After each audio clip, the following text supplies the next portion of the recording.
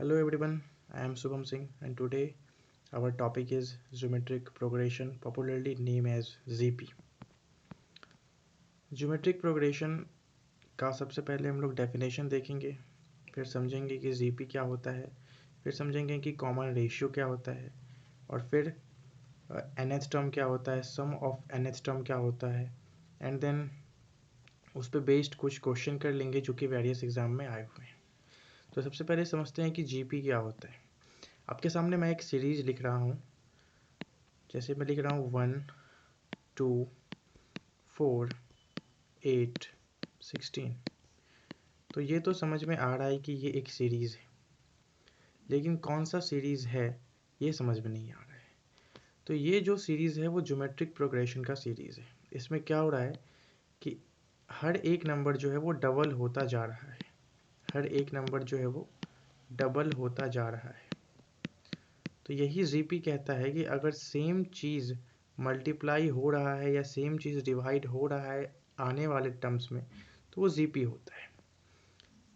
और ये जो सेम चीज़ होता है इसी को हम लोग कॉमन रेशियो बोलते हैं। ये सेम चीज़ होता है उसी को हम लोग कॉमन रेशियो बोलते हैं। एक बार डेफिनेशन के थ्रू समझते हैं कि जीपी क्या होता है। If in a sequence the ratio of any terms to its preceding term is constant, it is called geometric progression. The ratio of any terms to its preceding terms is constant. 15 by 5 is equal to 3. 14 by 15 is equal to 45 by 15 is equal to 3. 135 upon 45 is equal to 3. 405 upon 135 is equal to 3. तो that means कि किसी भी एक term का उसके preceding term से जो ratio बन रहा है वो सबका सेम है, तो वो जीपी कहलाएगा। और जो रेशियो बन रहा है उसी को कॉमन रेशियो कहते हैं। ये बहुत ही सिंपल सा चीज़ होता है। तो जीपी का डेफिनेशन आप लोग समझ गए होंगे। मैं आपके सामने एक सीरीज़ लिख रहा हूँ एक बार फिर से, जैसे 2 4 8 16 32। तो ये जो सीरीज़ है ये भी जीपी का है, जहाँ पर ये जो है वो फर्स्ट टर्म है। पहला जो टर्म होता है उसको फर्स्ट टर्म के नाम से जाना जाता है, फिर ये सेकंड टर्म, ये थर्ड टर्म, ये फोर्थ टर्म, ये फिफ्थ टर्म, ऐसे करके। और जो कॉमन रेशियो आएगा यहाँ पर, कॉमन रेशियो आएगा जिसको सी आर लिखा जाता है, कॉमन रेशियो आएगा वो क्या आता है कि second term upon first term कर देंगे तो वहाँ से भी आ जाएगा, या फिर third term upon second term कर देंगे वहाँ से भी आ जाएगा, third term upon second term कर देंगे वहाँ से भी आ जाएगा। तो जो कॉमन रेशियो होता है वो सेम होता है, हर एक जगह कॉमन रेशियो सेम होता है। और आपके सामने मैं एक और सीरीज़ लिख रहा हूँ, आप बताओ कि ये जीपी है कि नहीं। जैसे मैं लिख रहा हूँ 15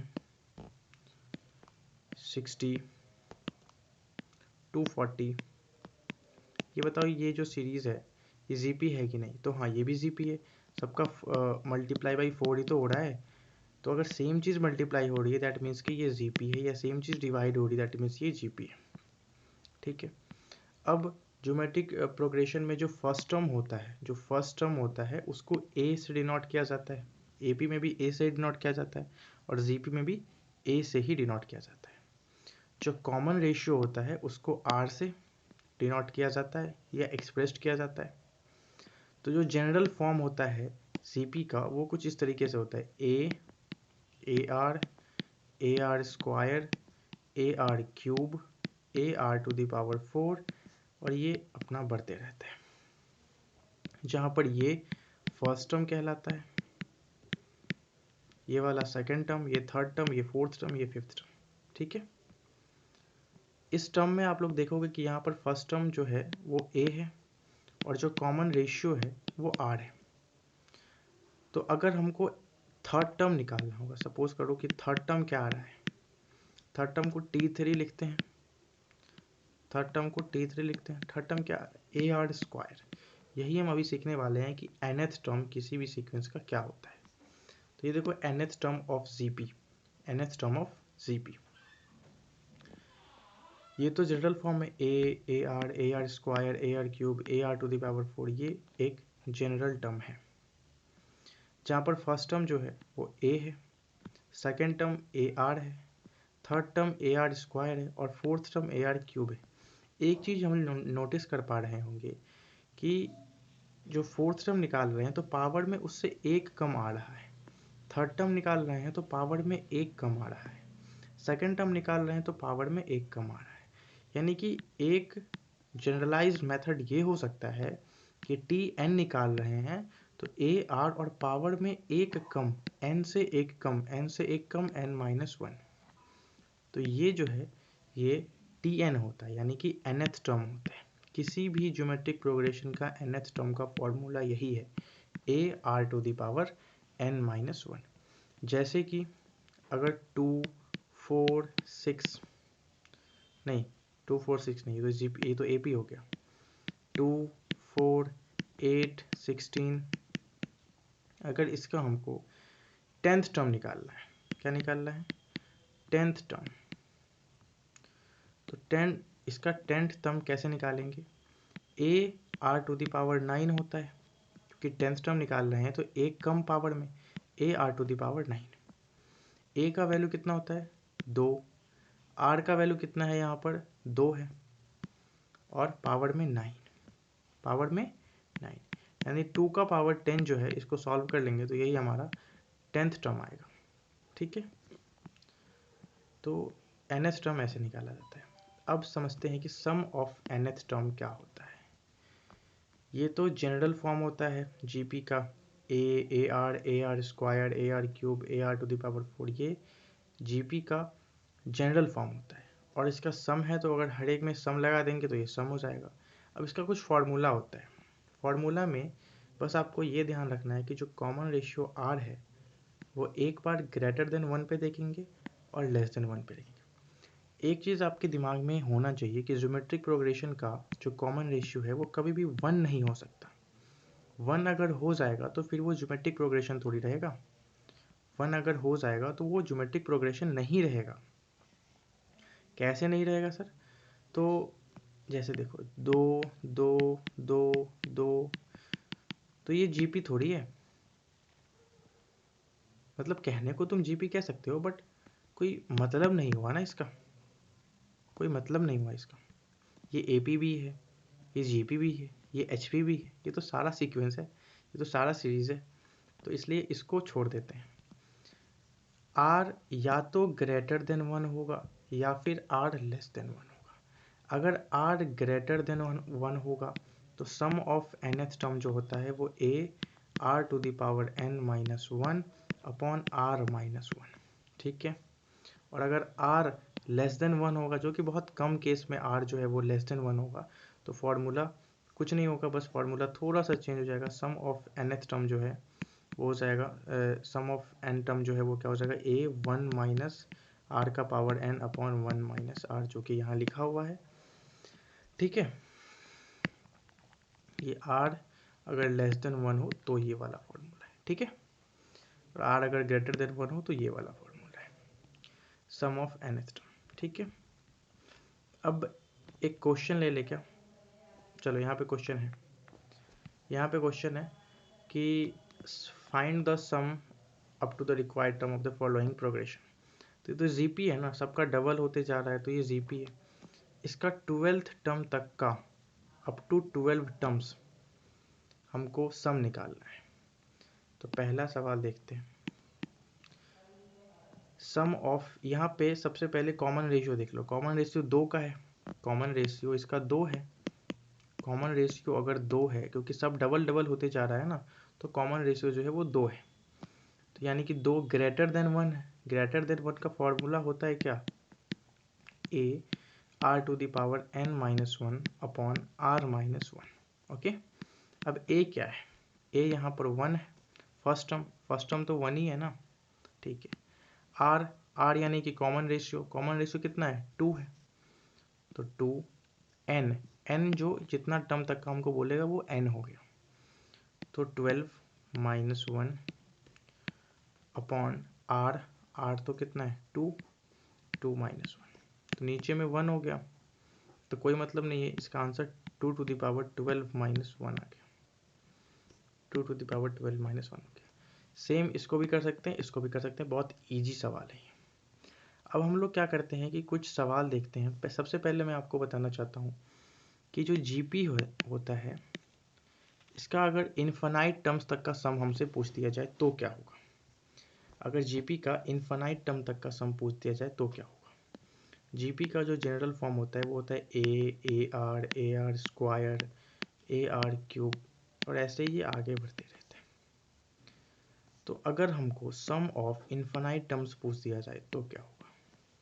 तो इसका एक बहुत ही सिंपल सा फॉर्मूला होता है a upon one minus r, a upon one minus r. ये वाला फॉर्मूला आपको याद रखना है, ठीक है? ठीक है जी, जहाँ पर आर जो है वो लेस देन वन होना चाहिए, ठीक है? तो बस इतने फॉर्मूले, ये बहुत ही बेसिक चीज़ मैंने बताया सीपी के बारे में, है तो चीज़ें बहुत डेप्थ में।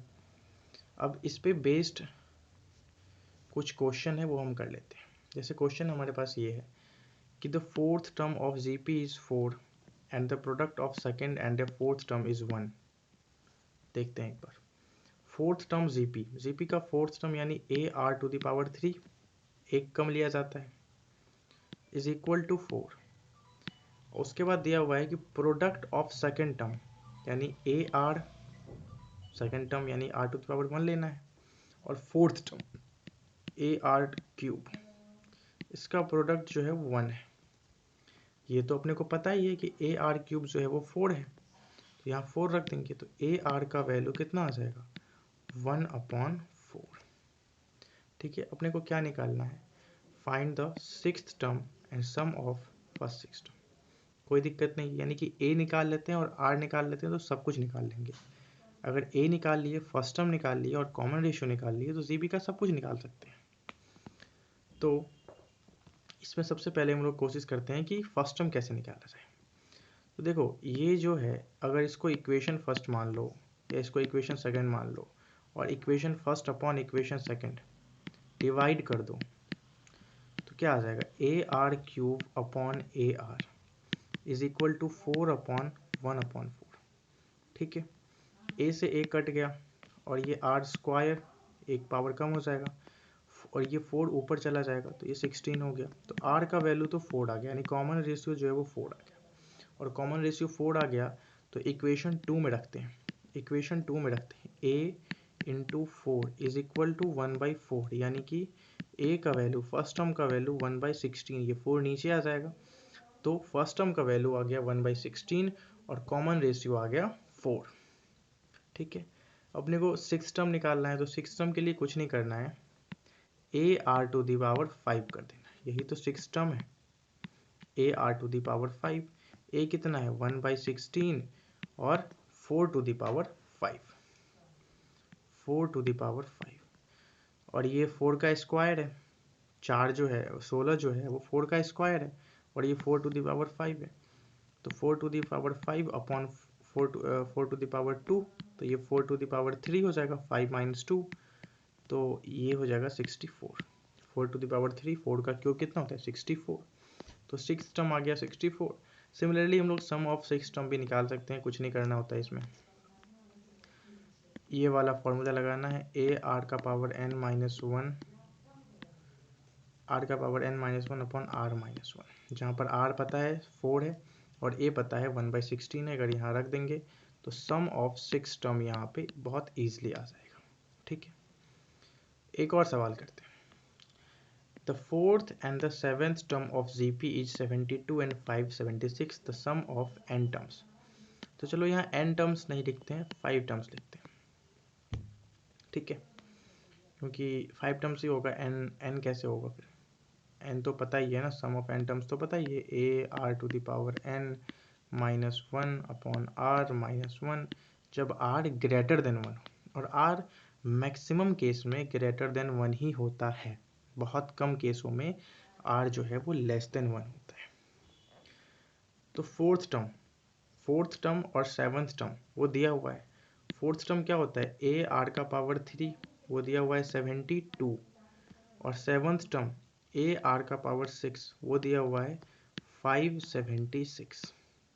अगर हम डिवाइड कर दें ए आर का पावर 6 से ए आर के पावर क्यू को डिवाइड कर दें, तो हो जाएगा 576 अपॉन 72।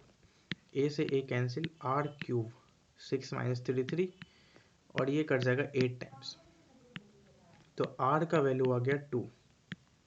r क्यूब यदि 8 है तो r जो है वो 2 ही होगा, तो कॉमन रेशियो आ गया 2।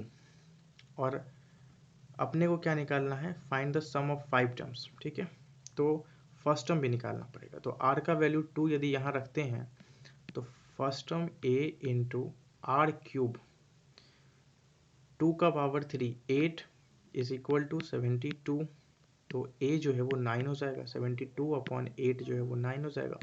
फर्स्ट टर्म 9 हो गया, कॉमन रेशियो r हो गया, तो सम ऑफ 5 टर्म, बस ये वाला फॉर्मूला यूज कर देना है जहाँ पर n जो है वो 5 है। तो a9 r2 n5, नीचे में तो 1 ही आ गया तो कोई टेंशन नहीं है। और ये 2 का पावर 5 यानी 32, 32 माइनस 1 31 इंटू 9, तो इसका आंसर क्या आ गया 279। 279 इसका आंसर आ गया, सम ऑफ 5 टर्म्स, इसको S5 लिख सकते हैं, ठीक है। अब एक और सवाल करते हैं। 3 terms, 3 numbers are in GP, their sum and the product are 28 and 512 respectively, find the numbers। अगर 3 नंबर जीपी में हैं तो उनका सम और प्रोडक्ट दिया हुआ है, find the numbers. 3 number GP में हैं तो एक कॉन्सेप्ट है जो कि मैं आपको बताना चाहता हूँ, बता देता हूँ। देखो, अगर 3 टर्म्स जीपी में होते हैं तो उसको ऐसे लिखा जाता है a/r, a और ar। ऐसा एपी में भी होता है, वो भी मैं अभी तुरंत बता देता हूँ कि एपी में क्या होता है। अगर 3 टर्म एपी में कहे जाते हैं तो अगर हम लोग ऐसा कंसीडर करते हैं a माइनस डी, ए और a प्लस डी, जहाँ पर d जो है वो कॉमन डिफरेंस और a फर्स्ट टर्म होता है, तो क्वेश्चन जल्दी बन जाता है। सिमिलरली अगर जीपी में कोई कहेगा कि 3 टर्म जीपी में है तो उस 3 टर्म को अगर ऐसे माना जाए तो क्वेश्चन जो है वो जल्दी बनेगा, रैदर देन कि ऐसे मान रहे हैं। इसमें थोड़ा लफड़ा है, इसमें थोड़ा लफड़ा है, और ये हमारा बहुत सटीक आंसर देते हैं। क्यों, इसके पीछे भी बहुत रीज़न है, उतना मैं डिटेल में भी नहीं जा रहा। तुम सिंपल ये समझ लो कि 3 टर्म यदि जीपी में है तो उसको ऐसे माना जाता है, ओके। और अगर 4 टर्म जीपी में आ गए तो 4 टर्म जीपी में आ जाए तो आप क्या कीजिएगा, तो उसका चारों टर्म को लिखने का तरीका ये होगा 1/a/r क्यूब, a/r, ar और ar क्यूब। अगर ऐसे हम कंसीडर करेंगे 4 टर्म जीपी में हैं तो हमारे लिए बहुत इजी होगा। यहाँ पर जो कॉमन रेशियो है वो आर स्क्वायर है, ना कि आर है। आप देख सकते हो यहाँ पर जो कॉमन रेशियो है वो आर स्क्वायर का है, ना कि आर का है, ठीक है। और फर्स्ट टर्म जो है वो 1/r क्यूब है, दैट इज फर्स्ट टर्म, ठीक है। तो कॉन्सेप्ट मैंने आपको बता दिया कि अगर 3 टर्म जीपी में है तो उसको ऐसे कंसीडर करना है तो आपके लिए बहुत इजी होगा। देखते हैं सवाल, क्यों इजी होता है वो बताता हूँ। अगर 3 टर्म जीपी में है तो मैंने क्या बोला 1/a/r, a और ar मानना है, their sum and the product 5 12।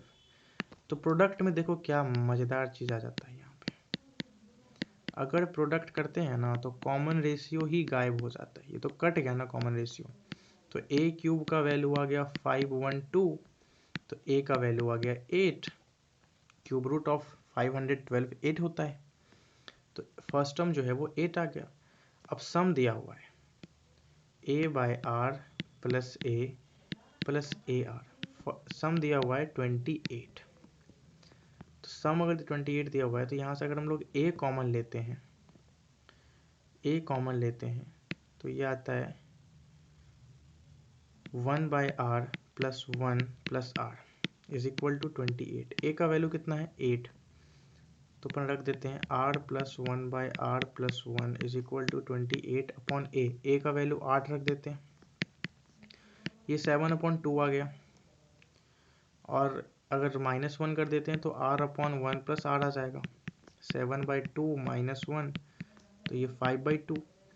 अब r plus 1/r, r plus 1/r यदि 5/2 है, दैट मीन्स r 2 है। 2 plus 1/2 is 5/2, 2 plus 1/2 is equal to 5/2। तो इसका मतलब यही हुआ कि जो कॉमन रेशियो है वो 2 है, ठीक है। तो फाइंड द नंबर्स, तो अपने को a पता चल गया 8 है और कॉमन रेशियो भी पता चल गया 2 है। तो नंबर्स तो अपने यही थे ना, a/r, a और ar। तो a/r कितना है 8/2 4, a कितना है 8 और ar कितना हो जाएगा 16। तो 4, 8 और 16 ये हो जाएगा हमारा नंबर्स। तो फाइंड द नंबर्स, तो 3 नंबर हमारे पास ये हैं 4, 8 और 16, जिनका सम जो है वो 28 है और प्रोडक्ट जो है वो 512 है। ओके, अब कुछ और सवाल लेते हैं जो कि अच्छा सवाल है, जीपी में आया हुआ है। If the fifth term of GP is 2, find the product of its first 9 terms. तो देखो, फिफ्थ टर्म यानी ar⁴ is 2, find the product of first 9 terms या its 9 terms। तो 9 टर्म क्या हो जाएगा ar, ar², ar³, ar⁴, ar⁴ तक जाना है, ar⁵, ar⁴ ar⁴ और ar⁴ 8 तक क्यों जाना है, क्योंकि 9 टर्म्स तक का चाहिए ना, तो एक पावर कम होता है। तो अब इनका प्रोडक्ट, तो अगर ये इनका प्रोडक्ट करोगे तो a का पावर 9 आ जाएगा। अगर सबको इसमें सबको मल्टीप्लाई कर दोगे तो a का पावर 9 आ गया, क्योंकि a 9 बार है ना, तो a का पावर 9। और r का पावर कितना है, तो r के पावर में जो भी चीज़ें उनका सम कर दो। यहाँ पर r के पावर में 1 है, 1 + 2 + 3 + 4 + 5 + 6 + 7 + 8, 8 + 7 15 + 6 21 + 5 26 30 33 35 और 36, ये आ गया a का पावर 9 और r का पावर 36। अगर देखें तो फिफ्थ टर्म जो दिया हुआ था ar⁴ वो 2 है, उसी का अगर देखा जाए ध्यान से, उसी का पावर 9 तो है, ये उसी का पावर 9 तो है, यानी कि इसका आंसर जो है वो 2 का पावर 9 है। प्रोडक्ट जो है वो 9 टर्म सम का वो 2 का पावर 9 होगा। ar⁴ तो पता ही था ना 2, और उसी का पावर 9 आ गया, तो 2 का पावर 9 ही आपका आंसर है। That is product of its first 9 terms. ठीक है, एक और सवाल। If the fourth, seventh and 10th term of GP is abc, then the relation between abc। तो यहाँ पर abc है, इसलिए कंफ्यूजन हो जाएगा, इसलिए फर्स्ट टर्म को p मान लेते हैं, फर्स्ट टर्म को p मान लेते हैं। We assume first term is p और कॉमन रेशियो को r ही रखते हैं, उससे तो r तो फिर वेरिएबल कहीं है नहीं, तो r में कोई दिक्कत नहीं होगा। लेकिन a जो है वो यहाँ भी है, इसलिए हम लोग फर्स्ट टर्म को a नहीं माने हैं बल्कि p माने हैं। अब यहाँ से जो फोर्थ टर्म है यानी ar⁴, सॉरी ये एक्चुअली पहले से जो है ना वो सेटल होता है सब चीज़ दिमाग में, इसलिए a लिखा जाता है। बट हमने यहाँ क्या एज्यूम किया है कि फर्स्ट टर्म जो है वो p है, इसलिए p r⁴ is equal to a। यही हमारा फोर्थ टर्म है t4, seventh term t7 p⁴ that is b, और 10th टर्म t10 इस p⁴ 9 और इसका वैल्यू दिया हुआ है c। Then the relation between abc के बीच में क्या रिलेशन है, तो अगर ध्यान से देखोगे abc के बीच में क्या रिलेशन है, तो बहुत सिंपल है कि b का स्क्वायर जो है वो ac के बराबर है। b का स्क्वायर ac के बराबर है। कैसे सर? तो b जो है वो क्या है, p r का पावर 6 इसका square is equal to a p r का power 3 into c p r का पावर 9। तो इसका वैल्यू आ गया p का स्क्वायर और r का पावर 12, और इसका भी आंसर देखो p स्क्वायर और r का पावर 3 + 9 12 सेम आ गया ना, यानी कि b square is equal to a c है। ये बस छोटा सा बहुत सिंपल सवाल था, इसमें बस थोड़ा सा ये दिमाग लगाना था कि हम लोग चीज़ों को देख कैसे पाते हैं। यहाँ पे बहुत सिंपल नज़र आ रहा है कि बी स्क्वायर जो है वो ए सी के बराबर है, तो बस ये देखना होता है। हालांकि आप ऑप्शन से भी कर सकते थे इस सवाल को। एक और सवाल लेते हैं। Sum of infinite terms of G P is 20। Sum of infinite terms of G P is 20 and the sum of their square is 100, then the common ratio of GP is sum of infinite terms of GP यानी कि a by 1 minus r वो पता है 20 and sum of their square is 100। तो आप एक चीज़ देखो, ये जो a by 1 minus r होता है ये कब होता है? जब आपका सीक्वेंस जो है वो ये हो, तो a r square a r cube. जब ये सीक्वेंस होता है तभी ना ये वाला फॉर्मूला लगाते हैं a by 1 minus r infinite terms तक का सम। लेकिन कह रहा है कि सम ऑफ देयर स्क्वायर, मतलब हर एक टर्म का स्क्वायर हो रहा है, हर एक टर्म का स्क्वायर हो रहा है, और उसके बाद अपने को बताना है कि अब जो इन्फिनाइट टर्म्स तक का सम बनेगा वो क्या बनेगा। तो कुछ नहीं करना होता है, फर्स्ट टर्म यहाँ से ए स्क्वायर है और 1 माइनस कॉमन रेशियो कितना है, आर स्क्वायर है, तो first term upon 1 minus common ratio ही तो फॉर्मूला होता है। तो फर्स्ट टर्म ए स्क्वायर और upon 1 minus common ratio r square, यही 100 दिया हुआ है। तो दो इक्वेशन और दो वेरिएबल, बहुत इजीली सॉल्व होगा। a बाय 1 माइनस आर जो है वो 20 दिया हुआ है और a square upon 1 minus R square जो है वो 100 दिया हुआ है। तो यहाँ से अपने को क्या निकालना है, कॉमन रेशियो यानी कि r निकालना है। तो a का वैल्यू रख देते हैं। अगर इक्वेशन फर्स्ट से देखें तो a का वैल्यू क्या आएगा, 20 into 1 minus R, 20 into 1 minus are.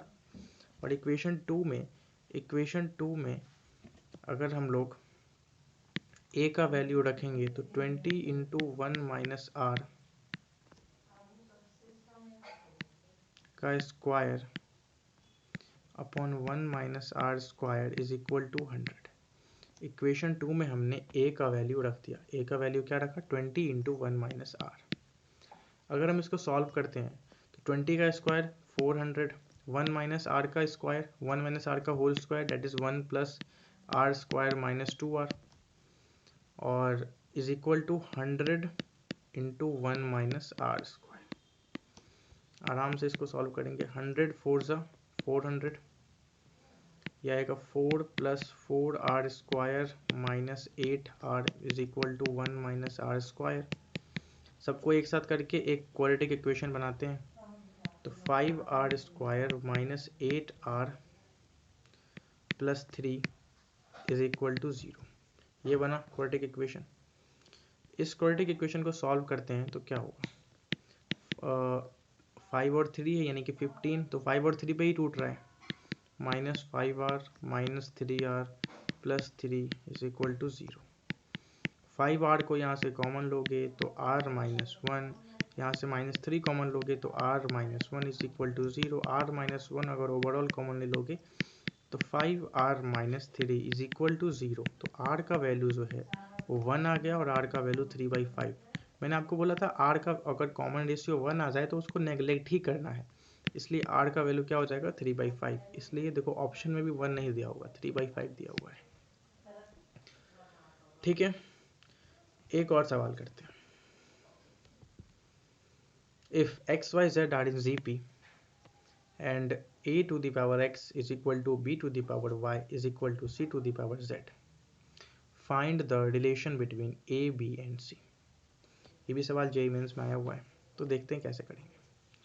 अपने को दिया हुआ है a का power x is equal to b का power y is equal to c का पावर z। अगर हम लोग यहाँ से पावर देखते ही सबसे पहले दिमाग में लॉग आना चाहिए, तो अगर लॉग ले लेते हैं तो ये क्या हो जाएगा, लॉग a का पावर x। अगर हम तीनों साइड लॉग ले लेते हैं, आराम से ले सकते हैं, लॉग b का power y is equal to log c का पावर z, और कोई कांस्टेंट k मान लेते हैं। ठीक है, अब लॉग का प्रॉपर्टी क्या होती है, जो पावर होता है वो आगे आ जाता है, यानी x log a is equal to y log b is equal to z log c is equal to k। Okay, अब यहाँ से तुम बताओ कि x का वैल्यू क्या आ जाएगा k के रिस्पेक्ट में, k बाय लॉग a। ठीक है, y का वैल्यू k के साथ क्या आएगा, k बाय लॉग b, और z का वैल्यू k के साथ क्या आएगा, k बाय लॉग c। ठीक है, अब सवाल में सबसे पहले ये दिया हुआ है कि एक्स वाई जेड जो है वो जीपी में है। अब एक्स वाई जेड अगर जीपी में है तो दैट मीन्स कि Y square is equal to X Z. X Y Z यदि जीपी में है दैट मीन्स कि Y square is equal to X Z. तो वाई स्क्वायर यानी के बाय लॉग बी, इसका स्क्वायर कर देते हैं, तो ऊपर भी स्क्वायर और नीचे भी square is equal to X Z. X क्या है, के बाय लॉग ए, और z क्या है, k बाय लॉग सी। यहाँ भी k स्क्वायर, यहाँ भी k स्क्वायर, काट देते हैं। अब इस log a को इधर ले आते हैं यहाँ पर, तो log a अपॉन नीचे में एक log b रखते हैं और इस log b को इधर ले आते हैं, दैट मीन्स log b, एक log b को यहाँ ले आए, log b upon log c। ठीक है, आ गया रिलेशन ए बी सी में। अब लॉग के प्रॉपर्टीज आप लोग जानते होंगे कि log A by log B जो है वो लॉग ए बेस बी हो जाता है, और log B by log c जो है वो लॉग बी बेस सी हो जाता है। तो ये ए बी सी में जो है वो रिलेशन आ गया। ठीक है, और ए बी सी का रिलेशन ही तो पूछा हुआ था, find the relation between a b and c. ठीक है, एक और सवाल करते हैं, लास्ट सवाल है। Consider an infinite GP with first term A and common ratio R. Its sum is 4 and the second term is 3 by 4. Then find A and R. Okay, no problem. First term जो है वो A है और common ratio R है, और इसका सम दिया हुआ है 4। That means A by 1 minus R जो है वो 4 है, और सेकेंड टर्म यानी कि AR वो दिया हुआ है 3 बाई 4। यहाँ से AR निकालना है तो कोई दिक्कत नहीं है, दो इक्वेशन और दो अननोन, सेकेंड टर्म AR होगा, दो इक्वेशन दो अननोन, आराम से सॉल्व हो जाएगा। कैसे करना है वो देखते हैं। तो यदि हम डिवाइड कर देते हैं, जैसे AR upon A by 1 minus R, ऐसा अगर डिवाइड करते हैं तो AR कितना है 3 बाई 4, और A अपॉन 1 माइनस R कितना है 4, तो ये 3 बाई 16 आ गया, 4 नीचे आ जाएगा तो 16, और यहाँ से A तो न्यूमरेटर में है तो A कट जाएगा, और ये 1 बाई R जो है वो ऊपर चला जाएगा, तो R into 1 minus R is equal to 3 by 16। ठीक है, अब यहाँ से क्वाड्रेटिक बना के R सॉल्व करना पड़ेगा। तो 16R minus 16R square is equal to 3। ठीक है, तो 16R square minus 16R plus 3 is equal to 0। एक स्टैंडर्ड क्वाड्रेटिक इक्वेशन में इसको हम लोग ले आए हैं। उसके बाद यहाँ से R का वैल्यू निकालेंगे, तो 12 और 4 पे कट रहा है, 12 और 4 पे सेटिस्फाई हो रहा है, तो 16R square minus 12R minus 4R plus 3 is equal to 0। यहाँ से इसको और इसको एक साथ ले लो, या किसी को साथ लोगे तो कोई दिक्कत नहीं है। तो हम लोग इसको और इसको एक साथ ले रहे हैं, 4r को ले रहे हैं, तो 4r माइनस 1 बच रहा है। अब इसको और इसको एक साथ ले लेते हैं, यहाँ से -3 कॉमन ले लेते हैं, तो 4r माइनस 1 यहाँ भी बच रहा है। ठीक है, अब ओवरऑल 4r माइनस 1 बच रहा है, तो 4r माइनस 1 को कॉमन कर लेते हैं, और फिर बच रहा है 4r minus 3 is equal to 0। तो r का दो वैल्यू आ रहा है, एक तो 1/4 और एक 3/4। दैट मीन्स कि r का वैल्यू 2 आ रहा है, तो a का वैल्यू भी 2 आएगा। देखो इस इक्वेशन में या किसी भी इक्वेशन में, तो ये इक्वेशन ज़्यादा इजी है, इसलिए इस इक्वेशन में अपना लोग सेटिस्फाई करा के देखते हैं। A R is equal to 3/4। देखो A R is equal to 3/4 है, और आर का दो वैल्यू है, एक तो 1/4 और एक 3/4। अगर आर हम लोग 1/4 रखते हैं, तो ए इंटू 1/4 इज इक्वल टू 3/4। 4 से 4 कैंसिल, A3।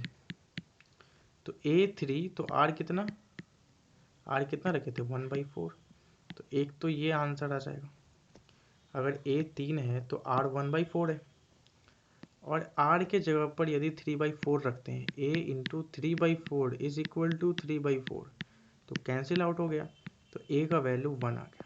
तो A का वैल्यू 1 और R का वैल्यू 3/4। ये भी आंसर हो सकता है। तो दो आंसर हो सकता है, A का वैल्यू 1 और R का वैल्यू 3/4, या फिर A का वैल्यू 3 और R का वैल्यू 1/4। A और R ही निकालने कह रहा था सवाल में। ठीक है, तो हम लोगों ने ढेर सारे सवाल कर लिए हैं, लगभग 5-6 सवाल अच्छे वाले जेईई मेंस के कर लिए हैं, और 5-6 सवाल अपन लोग इधर से बेसिक वाले बोर्ड्स लेवल के सवाल कर लिए हैं, और जीपी का मैंने आपको बता दिया है। ठीक है, थैंक यू फॉर वॉचिंग।